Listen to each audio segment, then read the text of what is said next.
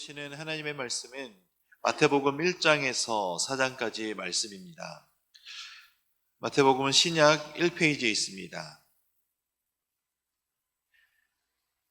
마태복음 1장에서 4장 11절까지는 마태복음의 서론 부분에 해당하는 곳으로 예수님께서 본격적인 공생의 사역을 시작하시기 전까지의 탄생과 준비 과정에 대해 기록되어 있습니다.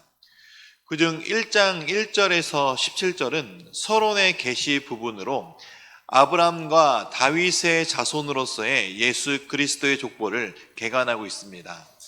마태복음은 1차적으로 유대인을 대상으로 한 복음서이기 때문에 가장 먼저 족보에 대한 기사를 다루고 있습니다. 이런 1장의 족보는 아브라함부터 그리스도까지 총 42대로 14대씩 셋으로 나누어져 있습니다. 아브라함에서 예수님까지 모든 조상의 명단이 포함된 것은 아니지만 보다 중요한 인물들을 강조하기 위해 다소 이름들이 생략되는 것은 히브리 문화에서 흔히 있던 일이었습니다. 마태복음의 경우에도 이스라엘 역사를 셋으로 쉽게 구분하기 위한 목적으로 생략이 되었습니다. 또한 이 족보는 유대인들만을 위한 족보가 아닙니다. 3절에 나오는 유다와 다말의 수치스러운 역사를 숨기지 않고 드러내며 또한 유대인이 아닌 이방 여인 라합과 룻이 예수님의 족보에 소개되는 것은 의도한 바가 있기 때문입니다. 바로 예수님의 구속사는 유대인에게만 한정되어 있지 않고 이방의 모든 자들에게까지 확대되어 악하고 부정한 모든 죄인이 하나님의 구속의 대상이 된다는 사실을 알려주기 위한 의도이기도 합니다. 그래서 마태복음 1장의 족보를 읽는 유대인에게도 의미가 있는 족보이지만 유대인이 아닌 사람들에게도 의미가 큰 족보입니다. 예수님의 복음은 바로 자격 없는 죄인들에게도 동일하게 주시는 하나님의 은혜를 깨닫게 되기 때문입니다. 이런 예수님의 족보를 다룬 1절에서 17절까지에 이어 18절에서 2장 23절까지는 네 문단으로 나눌 수가 있습니다. 이 네 문단은 마태복음 서론 부분의 연속으로 예수님의 탄생과 애굽 도피, 또 나사렛으로의 귀향과 정착의 과정을 이야기하고 있습니다. 이전 부분이 예수님의 혈통적 기원을 제시하였다면 이 네 문단은 예수님의 신적 기원을 강조하고 있다라고 말할 수 있습니다. 18절에서 25절은 예수 그리스도의 동정녀 탄생을 보도하고 있습니다. 예수님은 족보상 요셉의 자손이지만 부계의 혈통을 직접 이어받지 않으셨고 마리아라는 한 여인을 통해 성령에 잉태되어 나심으로 아담으로부터 시작된 원죄의 오염이 되지 않으셨고 완전한 신이시며 완전한 인간으로 되셨다는 사실을 시사하고 있습니다. 이것은 예수님의 탄생은 평범한 인간의 출생이 아닌 자기 백성을 죄에서 구원할 사명을 가지고 태어난 구속주로서의 탄생이기 때문입니다. 다음으로 2장 1절에서 12절 또 13절에서 18절의 이 두 단락은 그리스도의 탄생쯤에 동방 박사들이 예수님의 방문과 경배, 이와 대조적으로 아기 예수를 죽이기 위해 음모를 꾸미고 베들레헴의 유아들을 학살한 헤롯과 그에 동조한 대제사장들과 서기관들의 반응을 보여주고 있습니다.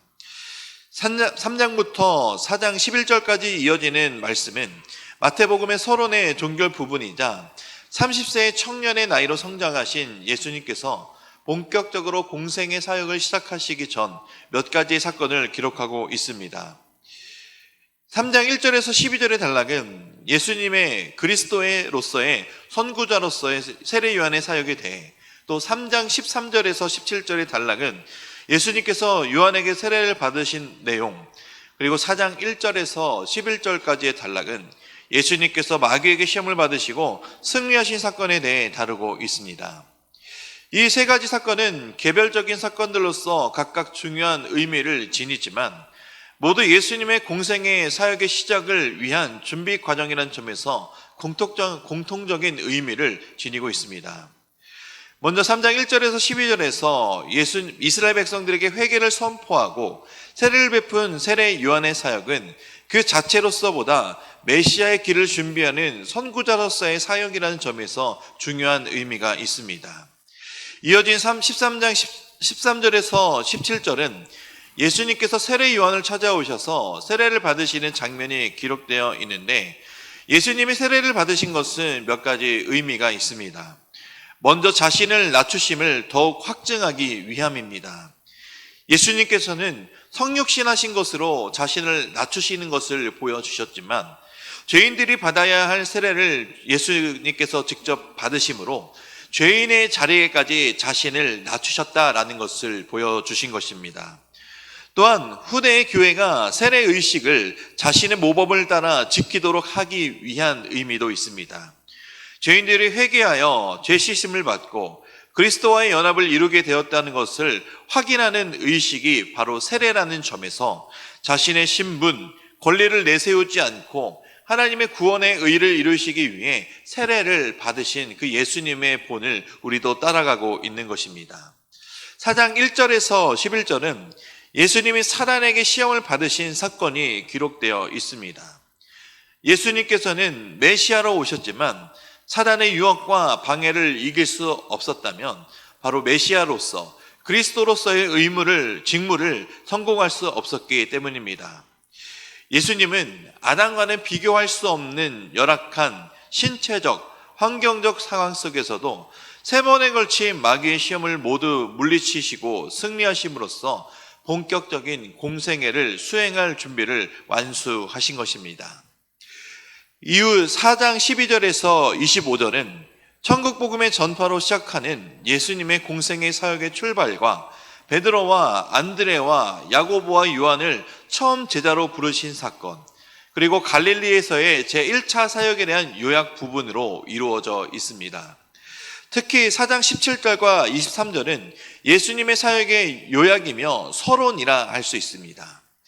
17절은 예수님의 사역 전체, 즉 탄생부터 죽음과 부활을 모두 포함하는 구원 사역의 요약이라 할 수 있고, 23절은 예수님이 갈릴리 사역의 내용과 방법을 요약한 것이다 라고 볼 수 있는 것입니다. 바로 예수 그리스도께서 이 땅에 오신 것은 죄인을 구원하러 오신 것입니다. 모든 죄인을 찾아오셨고 죄인을 만나 주셨으며 죄인을 치료해 주시고 고쳐주시고 회개에 이르도록 함께 하시고 동행하여 주셨습니다. 이것이 바로 임마누엘의 하나님, 우리와 함께 하시는 하나님이십니다. 우리와 함께 하시기 위해 죄인들을 찾아오신 그 하나님은 지금도 우리와 함께하여 주십니다. 그리고 앞으로도 우리의 인생 가운데 떠나지 않으시며 늘 함께하여 주실 것입니다. 이 임마누엘의 하나님을 늘 기억하며 바라보며 의지하는 삶을 살아가시기를 주님의 이름으로 축원드립니다. 이제 말씀을 듣겠습니다. 마태복음 1장에서 4장까지의 말씀을 경청하실 때 우리에게 주시는 하나님의 음성을 들으시기 바랍니다. 주의 말씀은 내 발의 등이요 내 길의 빛이니이다. 아멘.